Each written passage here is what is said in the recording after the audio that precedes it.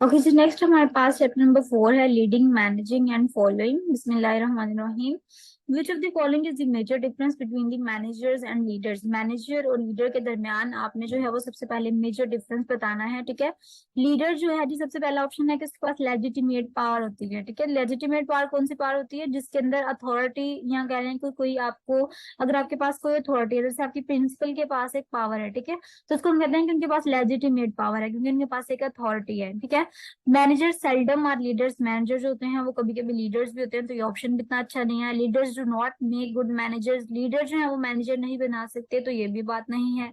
Managers always have legitimate power. ठीक है, तो मैनेजर जो होते हैं उनके पास हमेशा एक अथॉरिटी होती है। ठीक है, उनके पास हमेशा एक पोजीशन होती है, एक रैंक होता है, एक डेजिग्नेशन होती है, तो उनके पास जो है वो लेजिटिमेट पावर होती है। जबकि लीडर जो होता है उसके पास कोई भी लेजिटिमेट पावर नहीं होती। लीडर के सिर्फ फॉलोअर्स होते हैं। ठीक है, उसकी जो है वो रेफरेंट पावर हो सकती है, लेकिन उसके पास लेजिटिमेट पावर जो है वो बिल्कुल भी नहीं होती। तो मैनेजर के पास होती है एक पोजीशन होती है, एक अथॉरिटी होती है, तो मैनेजर के पास क्या होती है? एक लेजिटिमेट पावर होती है। तो हमारे पास करेक्ट आंसर आएगा डेल्टा। सेकंड वाला एमसीक्यू हमारे पास है कि staff nurse describe the unit manager as a born leader. ठीक है, तो बोर्न लीडर वाली थ्योरी हमने जो जितनी भी थ्योरीज पढ़ी थी लीडरशिप की थ्योरीज, उसमें जो ट्रेड थ्योरी आती है उसमें क्या होता है कि कुछ लोग जो होते हैं वो बोर्न लीडर होते हैं, यानी उनके अंदर नेचुरली इस तरह की चीजें पाई जाती हैं जो कि उनको एक लीडर जो है वो बनाती हैं। ठीक है, तो बिहेवियरल थ्योरी जो है वो इस चीज पे बिलीव करती थी कि लोग आहिस्ता आहिस्ता अपना बिहेवियर चेंज करते हैं, वो अपना जो है वो लर्न करते हैं चीजों को, और फिर जो है वो लीडर की तरफ लीडर जैसा बिहेव करना स्टार्ट करते हैं। ठीक है, तो ये जो बोर्न थ्योरी थी, बोर्न लीडर थ्योरी जो थी वो क्या थी? वो ट्रेड थ्योरी थी कि जब इंसान पैदा होता है उसके अंदर इस तरह की ट्रेड्स होती हैं, इस तरह की करेक्टरिस्टिक्स होती हैं जो डिटरमाइन करती है कि ये पर्सन वाकई एक लीडर है। ठीक है, अभी वो उसने कुछ सीखा नहीं है, पहले से ही अनलर्न करेक्टरिस्टिक्स उसके अंदर इस तरह की होती है जिससे पता चलता है कि ये बोर्न लीडर है। तो ट्रेड थ्योरी ने इस चीज को ज्यादा जो था वो डिफाइन किया था, इस वजह से हमारे पास यहाँ पे करेक्ट आंसर क्या आएगा? अल्फा। नेक्स्ट हमारे पास थर्ड वाला एमसीक्यू है कि एक यूनिट मैनेजर है। ठीक है, 32 बेड को जो है वो अलाउ कर रही है स्टाफ। 32 जो थे वो यूनिट्स बेड थे मेडिकल सर्जिकल यूनिट के अंदर। ठीक है, तो उस मैनेजर ने जो है वो अपनी स्टाफ नर्स को कहा है कि तुम खुद ही देखो इसको। ठीक है, self governance for scheduling, client care assignments, committee work, यानी ये सारा कुछ जो है ना वो तुम खुद करो। ठीक है, तो मैनेजर जो है यूनिट मैनेजर वो किस तरह का लीडर है? ठीक है, एक मैनेजर था, एक स्टाफ नर्सेज हैं। ठीक है, तो अब मैनेजर ने जो 32 बेड थे मेडिकल सर्जिकल यूनिट के अंदर, उन सब की रिस्पॉन्सिबिलिटीज जो है वो स्टाफ नर्सेज को दे दिया कि तुम लोग खुद ही इसका काम देखो, खुद ही इसका स्केड्यूल करो, खुद ही जो तुम लोगों ने करना है कर लो। ठीक है, तो हमारे पास ये कौन सा स्टाइल होगा, कौन सी टाइप होगी लीडर की? अब ऑटोक्रेटिक में क्या होता है कि मैनेजर जो होता है वो खुद काम करता है, खुद डिसीजन लेता है। डेमोक्रेटिक में क्या होता है? डेमोक्रेटिक या ब्यूरोक्रेटिक में क्या होता है कि मैनेजर जो होता है वो अपने इंप्लॉयज को साथ मिलाता है। ठीक है, और मशवरे के साथ जो है वो कोई डिसीजन डिसाइड करते हैं और कोई फैसला जो होता है वो होता है। लेसिस फेयर एक इस तरह का सिस्टम होता है जिसमें सारी जो ड्यूटी होती है वो अगले को असाइन कर दी जाती है। भाई तुम अपनी मर्जी है, तुम जो मर्जी करो। ठीक है, ये तुम्हारा डिसीजन है, तुम्हारी मर्जी है, तुमने जो जैसे करना है वैसे करो। तो यहाँ पे हमारे पास जो अभी सिचुएशन थी उसमें भी यही किया गया है कि सारा काम उनको असाइन कर दिया गया कि तुम लोग की मर्जी है, तुम लोग जैसे मर्जी इसको काम करो। ठीक है, तो इस स्टाइल को हम कहते हैं laces fair type of leadership. तो हमारे पास यहाँ पे करेक्ट आंसर थर्ड वाले का क्या आएगा? Delta, laces fair style. ठीक है, लेसिस फेयर स्टाइल जो होता है वो किस तरह का स्टाइल होता है जिसमें सारी रिस्पॉन्सिबिलिटी जो होती है वो अगले की होती है, सारा होल्ड अगले को दे दिया जाता है। तो डेल्टा ऑप्शन यहाँ पे हमारे पास करेक्ट है। फोर्थ वन वाला एमसीक्यू है कि multiple car accident has occurred with multiple trauma clients. ठीक है, इमरजेंसी डिपार्टमेंट। अब यहाँ पे आपके पास सबसे ज्यादा जो इंपॉर्टेंट हिंट था ना वो इमरजेंसी डिपार्टमेंट था। आपने अपनी बुक लीडरशिप एंड मैनेजमेंट के अंदर भी जो है वो जब लीडरशिप स्टाइल्स पढ़े हैं ना, तो उसके अंदर आपने पढ़ा है कि जब भी इमरजेंसी का डिपार्टमेंट होता है, इमरजेंसी सिचुएशन होती है, तो हम क्या करते हैं कि हम ऑटोक्रेटिक जो होता है वो डिसीजन लिया जाता है। यानी जो मैनेजर होता है वो खुद बहुत, क्योंकि बहुत जल्दी होती है ना, तो मैनेजर खुद जल्दी से एक डिसीजन जो है वो असाइन कर लेता है कि इसके बारे में हमने ये करना है। ठीक है, तो एक डिसीजन मैनेजर खुद ले लेता है फटाफट इमरजेंसी सिचुएशन में, क्योंकि इतना टाइम नहीं होता कि वो मशवरे करने बैठे हैं दूसरों के डिसीजन ले, तो इतना टाइम ना होने की वजह से जो ऑटोक्रेटिक स्टाइल होता है वो पाया जाता है इमरजेंसी डिपार्टमेंट के अंदर। ठीक है, तो यहाँ से हमें हिंट मिल जाता है कि इस ऑप्शन का, इस एमसीक्यू का हमारे पास करेक्ट आंसर क्या आएगा? ऑटोक्रेटिक। इसके अंदर जो लीडरशिप का टाइप होगी वो कौन सी होगी? ऑटोक्रेटिक होगी। बाकी डेमोक्रेटिक, ब्यूरोक्रेटिक और लेसिस फेयर जो है वो हमने आगे भी डिस्कस किया है। तो यहाँ पे हमारे पास करेक्ट आंसर क्या आएगा? डेल्टा। नेक्स्ट हमारे पास है फिफ्थ वन वाला का manager of a medical surgical unit जो है वो वेरी टास्क मोटिवेटेड है, ठीक है। तो टास्क मोटिवेटेड है तो फील्डर की कंटिजेंसी थ्योरी के अकॉर्डिंग कौन से सर्कमस्टांसेस के अंदर जो मैनेजर जो है वो बेस्ट इफेक्टिवली काम करेगी, ठीक है। तो जो टास्क मोटिवेटेड मैनेजर्स होते हैं ना, जिनको टास्क से वाकई ही जो है वो एक मोटिवेशन मिलती है, तो वो काम करते हैं कब, जब उनका हाईली स्ट्रक्चर्ड सिचुएशन होती है, यानी पहले से उनको जो है वो बताया होता है कि पहले से प्रोग्राम सिचुएशन होती है कि आपने इस तरह से जो है वो काम करना है, तो फिर वो अपने आप को जरा कम स्ट्रेसफुल सिचुएशन जो है वो फील करवाते हैं, ठीक है।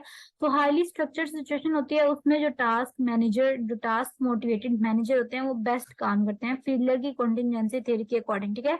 कॉन्टिजेंसी थ्योरी में ये होता है कि सिचुएशन के अकॉर्डिंग जो है वो काम किया जाता है, ठीक है। हाईली स्ट्रक्चर्ड सिचुएशन होती है तो उसमें टास्क मोटिवेटेड मैनेजर होते हैं वो बेस्ट काम करते हैं। तो यहाँ पे हमारे पास चार्ली ऑप्शन जो था वो करेक्ट था। नेक्स्ट है, विच of the following type of leadership behaviour would be the most useful well managing a staff और न्यूली ट्रेन्ड सीएनए, ठीक है। अब आप न्यूली ट्रेन्ड सीएनए जो यहाँ पे आपके पास हिंट है, यानी सर्टिफाइड नर्सिंग असिस्टेंट जो है वो आपके पास है, आपने उनके साथ जो है वो काम करना है, तो कौन सा लीडरशिप स्टाइल बेस्ट रहेगा? अचीवमेंट ओरिएंटेड के जब वो कुछ अचीव करें तो फिर आप उनको कुछ बताएं, पार्टिसिपेटिव, सपोर्टिव या डायरेक्टिव? तो अब न्यूली डायरेक्टेड असिस्टेंट, न्यूली जो है वो असिस्टेंट है तो उनके लिए डायरेक्टिव, डायरेक्टिव मतलब ऑर्डर जो है वो आप दें, यानी आपको अगर कोई काम सही लग रहा है तो उसको बताएं कि ये ठीक है, ठीक है। अगर कोई काम गलत है तो उसको बताएं। डायरेक्टिव लीडरशिप जो है वो बताने में रूल्स वगैरह, प्रोसीजर्स वगैरह, स्केड्यूल्स वगैरह को, ठीक है, किस तरह से काम करना है, तो वो बताने में ज्यादा हेल्पफुल होती है। तो डायरेक्टिव स्टाइल जो होता है वो न्यूली पीपल के लिए सबसे बेस्ट होता है। पार्टिसिपेटिव होता है जिसमें कंसल्टेशन करते हैं कि क्या हमें डिसीजन मेकिंग करनी है तो हम मिलके कर लेते हैं। सपोर्टिव होता है जिसमें हम एम्प्लॉयज वगैरह को जो है वो उनकी नीड्स को देखते हैं। और अचीवमेंट ओरिएंटेड होता है जिसमें हम गोल वगैरह सेट करते हैं। तो करेक्ट आंसर हमारे पास क्या आता है? डेल्टा। नेक्स्ट है, विच of the following would be transformational leader जो है वो कौन सा होता है? तो ट्रांसफॉर्मेशनल लीडर जो एक कैरियर से दूसरे कैरियर में जल्दी चेंज हो जाए, ठीक है। ट्रांसफॉर्मेशनल लीडर जो होता है वो चेंज के ऊपर जो है वो ज्यादा फोकस करता है, ठीक है। तो अब एडवांस प्रैक्टिस नर्स जो कि who encourages a staff nurse to pursue additional education for career advancement, यानी अब एक एडवांस प्रैक्टिस नर्स है जो कि इनकरेज कर रही है एक स्टाफ नर्स को कि वो अपनी एजुकेशन कंटिन्यू रखे ताकि नेक्स्ट जो है वो अपना कैरियर चेंज कर सके, कैरियर में मजीद एडवांसमेंट ला सके, ठीक है। तो ये जो है वो एक ट्रांसफॉर्मेशनल लीडर जो है हम उसको कंसिडर करेंगे जो कि चेंज के ऊपर जो है वो बिलीव रखती है।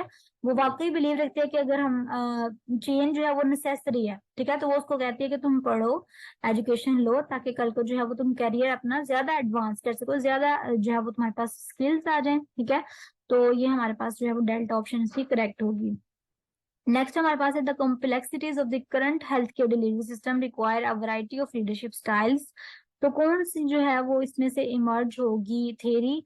अब कॉम्प्लेक्सिटी का वर्ड यहाँ पे हमारे पास हिंट है, ठीक है। हमने जो अपनी बुक के अंदर क्वांटम थेरी पढ़ी है उसके अंदर हमने देखा है कि क्वांटम थेरी जो है लीडरशिप को वो डील करती है, जितनी भी ऑर्गेनाइजेशन के अंदर कॉम्प्लेक्सिटीज होती हैं उनके साथ डील करती है, ठीक है। ऑटोक्रेटिक लीडरशिप जो है वो उनको कॉम्प्लेक्सिटीज को मिनिमाइज करने की कोशिश करता है, ठीक है। और डेमोक्रेटिक में होता है हम कंसेंसस वगैरह कर लेते हैं। सर्वेंट लीडरशिप जो होती है वो सर्विंग पे ज्यादा जो है वो डील करती है, सर्विंग को। तो जो कॉम्प्लेक्सिटीज के साथ चीज डील करती है वो कौन सी है? हमारे पास क्वांटम थ्योरी है जो कि कॉम्प्लेक्सिटीज को डील करती है। नेक्स्ट 9 वाला हमारे पास एमसीक्यू के, which of the following are managerial functions Mintzberg के अकॉर्डिंग जो मैनेजर के फंक्शन है वो कौन कौन से हैं? आप leading and thinking at the people level, आप लोगों के लेवल पे आके सोचते हो, कम्युनिकेट करते हो, ठीक है, इंफॉर्मेशन लेवल के ऊपर, doing at the action level, या डिसाइडिंग पे स्ट्रक्चर। तो इनमें से जो है वो सारे मिन्सबर्ग के फंक्शन है, सिर्फ एक नहीं है। तो मिन्सबर्ग जो है वो बिलीव रखता था कि communicating and controlling at the information level, यानी आपने कम्युनिकेट करना है लोगों को उतना जितना कि उनके अंदर उनके पास इंफॉर्मेशन है, लीडिंग करना है लोगों को, ठीक है, उनके लेवल पे जाके, ठीक है। और डूइंग कर यानी अपने काम करने हैं एट द एक्शन लेवल के, वाकई से जो है वो उनको नजर आए कि कोई काम हुआ है। तो ये सारे जो है वो मैनेजरियल फंक्शन जो है, लेकिन जो पे स्ट्रक्चर है वो मैनेजमेंट का काम नहीं है, ठीक है। तो वो मैनेजमेंट के बाद ह्यूमन रिसोर्स जो पर्सन है या कोई और जो है वो डिपार्टमेंट उसका काम होता है। पे स्ट्रक्चर जो है वो डिसाइड करना मिन्सबर्ग के अकॉर्डिंग मैनेजरियल फंक्शन में शामिल नहीं है। तो हमारे पास इसका करेक्ट आंसर क्या आता है? चार्ली, डिसाइडिंग पे स्ट्रक्चर।